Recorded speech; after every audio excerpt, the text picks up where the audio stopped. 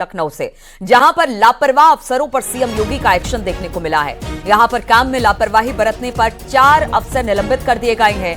शीतलहर में जरूरतमंदों को राहत पहुंचाने में लापरवाही इन ऑफिसरों की तरफ से बरती गई।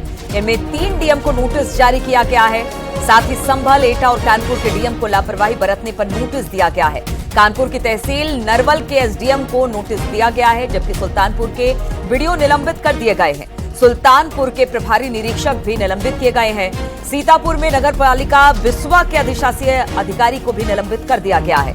सीतापुर के अधिशासी अधिकारी वैभव त्रिपाठी को सचेत करने की संस्तुति दे दी गई है। तो किस तरह से इतनी ठंड पड़ रही है, अलाव की व्यवस्था, साथ ही साथ गरीबों के लिए रैन बसेरों का इंतजाम। मुख्यमंत्री ने इस बात को लेकर ताकीद दी थी कि सभी ऑफिसर इस पर ध्यान दें, लेकिन जहां जहां इसे लेकर लापरवाही बरती गई है, वहां के ऑफिसरों को फटकार सुनने को मिली है और साथ ही साथ निलंबित भी किया गया है। कहां के ऑफिसर हैं, हम आपको बता दें कि जरूरतमंदों को राहत पहुंचाने की बात कही गई थी ठंड में, लेकिन जब लापरवाही इसमें देखने को मिली तो 3 डीएम को नोटिस जारी कर दिया गया है। बातचीत करने के लिए संकेत इस वक्त फोन लाइन पर हमारे साथ जुड़ गए हैं। संकेत, मुख्यमंत्री लगातार कहते रहे हैं कि जो भी काम असाइन किया जाए आप करें उसको, और खास तौर पर इस वक्त ठंड बहुत ज्यादा हो रही है। रैन बसेरे अलाव की व्यवस्था नहीं की गई है, जिसकी ताकीद मुख्यमंत्री ने की थी, और अब गाजगिरी है इन पर, और अब इनको दंडित भी किया गया है। तो देखिए, मुख्यमंत्री योगी आदित्यनाथ लगातार अफसरों को निर्देश देते हैं कि आम जनता की समस्याओं का निस्तार करें और जिस तरीके से शीतलहर में किसी तरीके से कोई दिक्कत ना हो। लेकिन जब इसकी मुख्यमंत्री योगी आदित्यनाथ ने के मुख्यमंत्री कार्यालय स्तर से समीक्षा की गई तो उसमें संभल, एटा और कानपुर के जिलाधिकारियों ने कंबल खरीद नहीं की थी शीतलहर में, यानी कि शीतलहर में लापरवाही की इन्होंने, इनको नोटिस जारी किया गया है। स्पष्टीकरण मांगा गया है इन 3 जिलों के जिलाधिकारियों से कि आखिर इन्होंने कंबल खरीद में लापरवाही क्यों की है, उसमें संभल, एटा और कानपुर। इसके अलावा जो कानपुर की तहसील है वहां के एसडीएम को भी नोटिस दिया गया है। सुल्तानपुर के बीडीओ को निलंबित किया गया है। ये दरअसल अलग अलग मामलों में जो जनता की समस्याओं से जुड़े हुए मामले हैं उनमें इस तरह की कार्रवाई हुई है। वहीं सुल्तानपुर के प्रभारी निरीक्षक को भी निलंबित किया है। उन्होंने भी जनता की जो समस्याएं हैं उसमें निस्तारण में लापरवाही की। सीतापुर के अधिशासी अधिकारी वैभव त्रिपाठी को नोटिस दिया गया है। वहीं नगर पालिका बिस्वा के अधिशासी अधिकारी को निलंबित कर दिया है। ये एक बड़ी कार्रवाई हुई है और जनता की समस्या नहीं सुनने वाले अफसरों पर ये कार्रवाइयां हो रही हैं। वहीं जिलाधिकारियों को शीतलहर के मामले में नोटिस दिया गया है। बिल्कुल, और संकेत और होना भी ये चाहिए, क्योंकि आने वाले दिनों में ठंड बहुत ज्यादा बढ़ने वाली है। ऐसे में जब इस खबर को बाकी अधिकारी सुनेंगे तो शायद अपने अपने क्षेत्र में सजग होते दिखाई देंगे और जो व्यवस्था ठंड को लेकर की जानी चाहिए थी वो व्यवस्था भी करते हुए दिखाई देंगे। बहुत बहुत शुक्रिया आपका संकेत, हमारे साथ जुड़ने के लिए। और जौनपुर में श्रमजीवी विस्फोट कांड का मामला सामने आया है, जिसमें श्रमजीवी कांड के आतंकियों की सजा पर आज फैसला आने वाला है। जौनपुर कोर्ट आज सजा पर फैसला सुना सकता है। 2 आतंकियों की सजा मामले में दोनों पक्षों की बहस पहले ही की जा चुकी है। ट्रेन में बम रखने के आरोपी आतंकी हिलाल और उसके सहयोगी नफिकुल के सजा को लेकर फैसला आना है। 18 वर्ष पहले 28 जुलाई 2005 को श्रमजीवी एक्सप्रेस में विस्फोट हुआ था। उसी मामले में 2 आतंकी थे जिनके खिलाफ आज फैसला आना है। बताया जा रहा है कि बड़ा फैसला है। जौनपुर कोर्ट आज सजा का फैसला इस पर सुना सकती है। दोनों आतंकियों की सजा मामले में दोनों पक्षों की बहस पहले ही पूरी हो चुकी है। बता दें आपको कि ट्रेन में बम रखने के आरोपी आतंकी हिलाल और उसके सहयोगी नफिकुल के सजा को लेकर आज फैसला आना है। यह मामला 18 वर्ष पहले का है। 28 जुलाई 2005 को श्रमजीवी एक्सप्रेस में विस्फोट हुआ था, जिसमें ये दोनों जो आतंकी थे उनको आतंकी बताया गया था कि किस तरह से मास्टरमाइंड के साथ इन्होंने बम विस्फोट किया था। अब इसी मामले पर सजा का ऐलान आज होगा।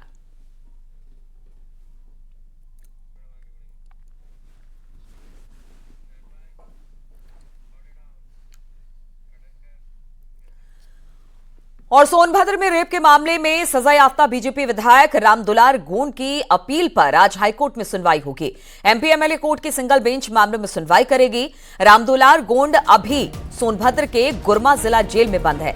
9 सालों की लंबी सुनवाई के बाद 15 दिसंबर को फैसला आया था, जिसमें एमपी एमएलए कोर्ट ने 25 वर्ष के कैद और 10 लाख का जुर्माना लगाया था।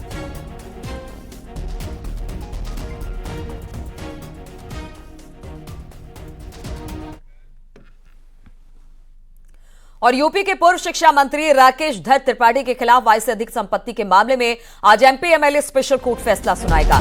कोर्ट ने अभियोजन और बचाव पक्ष की बहस पूरी होने के बाद फैसला सुनाने की तारीख तय कर ली है। पूर्व मंत्री राकेश धर त्रिपाठी के खिलाफ भ्रष्टाचार निरोधक अधिनियम के तहत आरोप तय किया गया है। इंस्पेक्टर राम सुखराम के राकेश त्रिपाठी के खिलाफ प्रयागराज के मुठ्ठेगंज थाने में 23 नवंबर 2012 को दर्ज कराई गई थी। एफआईआर दर्ज होने के बाद विवेचना विजिलेंस को सौंप दी गई थी। विजिलेंस ने विवेचना के बाद चार्जशीट वाराणसी जिला कोर्ट में दाखिल की थी। पूर्व मंत्री 1 मई 2007 से 31 दिसंबर 2011 के बीच उत्तर प्रदेश के उच्च शिक्षा मंत्री के पद पर भी रहे। इस दौरान आय से समस्त वैध स्रोतों से उन्होंने 49,49,928 रुपए अर्जित किए।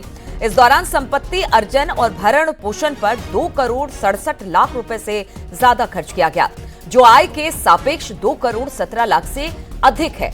इसका संतोषजनक स्पष्टीकरण पूर्व मंत्री राकेश धर त्रिपाठी नहीं दे सके हैं, जिसको लेकर एमपी एमएलए कोर्ट में आज फैसला आएगा।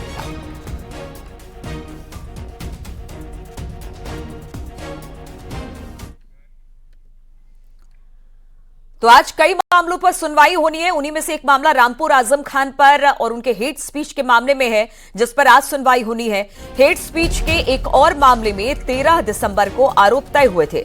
आरोप तय होने के बाद सुनवाई के लिए आज की तारीख तय की गई थी। MP MLA magistrate trial court में सुनवाई चल रही है। 13 दिसंबर को हुए सुनवाई के दौरान आजम खान जेल से वीडियो कॉन्फ्रेंसिंग के जरिए जुड़े थे। हेट स्पीच का यह मामला भोट थाना इलाके के मनकरा गांव का है। जब 2019 लोकसभा चुनाव के दौरान एक जनसभा को संबोधित करते हुए आजम खान ने नफरती भाषण दिया था, जिस पर उनके खिलाफ भोट थाने में 2 वर्गों में फूट पैदा हो गई थी और राष्ट्रीय एकता पर प्रतिकूल प्रभाव डालने के आरोप में इस केस को दर्ज किया गया था।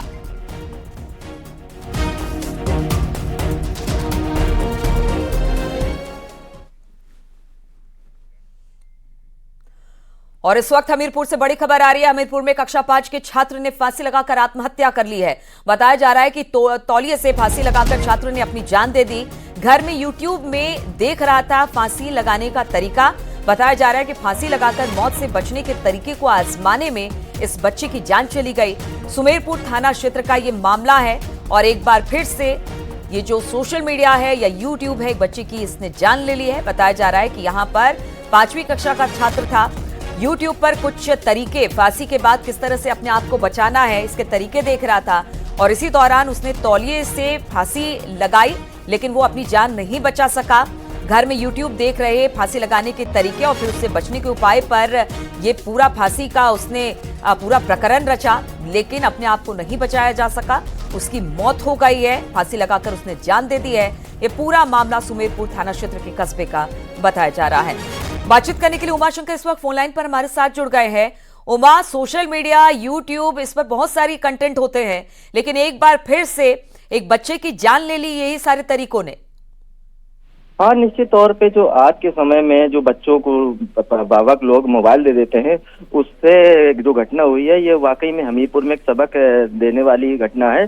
क्योंकि जिस तरीके से बच्चा मोबाइल अकेले देख रहा था और गेम देख रहा था और यूट्यूब से फांसी लगा के बचने के तरीके देख रहा था, आखिरकार जो निखिल है 11 वर्षीय, जो कक्षा 5 का रहने वाला सुमेरपुर थाना क्षेत्र का अवधेश साहब का लड़का है, वो अकेला घर में बच्चा जब स्कूल से आया और अचानक जो है गेम देखने लगा और उसमें कई तरीके से यूट्यूब में देख रहा था कि कैसे फांसी लगाते हैं और कैसे बचते हैं।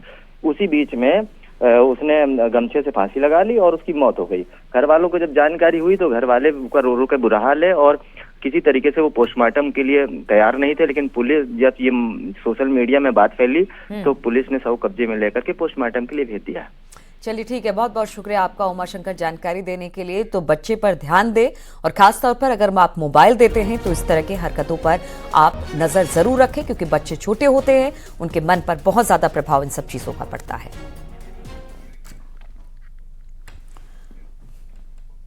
और दिल्ली में आज से बीजेपी की 2 दिवसीय बैठक बुलाई गई है। इस बैठक में सभी राष्ट्रीय पदाधिकारी, प्रदेश अध्यक्ष, प्रदेश संगठन मंत्री, प्रदेश प्रभारी, सह प्रभारी सहित सभी मोर्चों के अध्यक्षों को बुलाया गया है। दोपहर बाद 3 बजे से बीजेपी मुख्यालय में इस बैठक को रखा गया है। इसकी अध्यक्षता जेपी नड्डा करने वाले हैं। बैठक में उत्तर प्रदेश और उत्तराखंड के बीजेपी अध्यक्ष शामिल भी होंगे। इस बैठक में लोकसभा चुनाव, विकसित भारत संकल्प अभियान, सभी मोर्चों के कार्य, विधानसभा चुनाव समीक्षा समेत कई मुद्दों पर चर्चा होने वाली है। तो मिशन 2024 के लिए बीजेपी में मंथन का दौर शुरू हो गया है और आज एक बड़ी बैठक बुलाई गई है।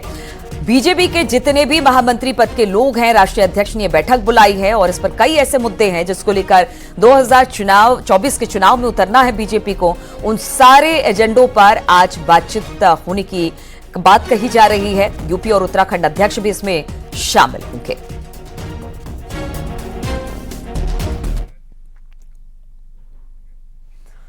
और मेरठ से खबर लेते हैं, जहां पर यूपी एसटीएफ ने अतीक अहमद के रिश्तेदार को गिरफ्तार कर लिया है। 100 करोड़ की जीएसटी चोरी केस में कमर अहमद को गिरफ्तार किया गया है।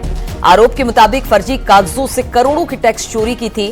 कमर अहमद कई कंपनियों का मालिक बताया जा रहा है, जो फर्जी पैन कार्ड और दूसरे दस्तावेजों के सहारे जाली ई-वे बिल तैयार करके सरकार को अरबों का चूना लगा रहा था। पुलिस और एसटीएफ सबूत इकट्ठा करने में जुटी हुई है।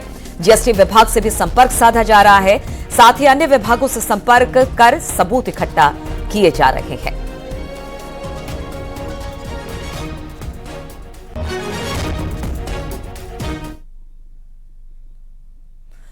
और जम्मू कश्मीर से खबर आ रही है, यहां के पुंछ में आतंकी हमले के बाद ऑपरेशन लगातार जारी है। इस हमले में 5 जवान शहीद हो गए हैं। पुंछ के डेरा के गली इलाके में 20 दिसंबर की रात से आतंकियों के खिलाफ ऑपरेशन चल रहा है। ऑपरेशन के दौरान 2 गाड़ियों से सेना के जवान मौके पर जा रहे थे। इसी दौरान आतंकियों ने घात लगाकर सेना की 2 गाड़ियों पर फायरिंग शुरू कर दी। इसमें 5 जवान शहीद हो गए हैं। राजौरी पुंछ नेशनल हाईवे पर हाई अलर्ट सुरक्षा बल ने कई आतंकवादियों को इस वक्त घेर रखा है। सेना के 2 गाड़ियों पर आतंकियों ने फायरिंग की। राजौरी में सुरक्षा बल और आतंकियों में मुठभेड़ इस वक्त भी जारी है। सेना की गाड़ी पर आतंकियों ने फायरिंग की थी। राजौरी के आतंकी हमले में अब तक 5 जवान शहीद हो चुके हैं।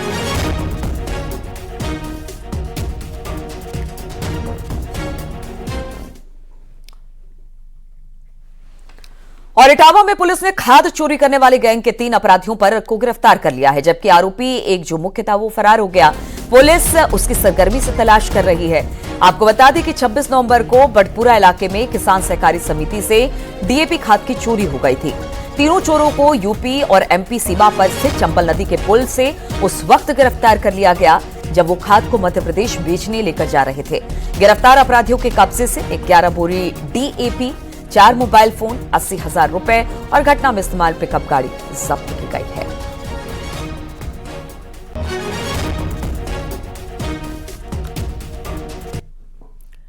और रुकेंगे यहां पर छोटे से ब्रेक के लिए, जल्द हाजिर होते हैं।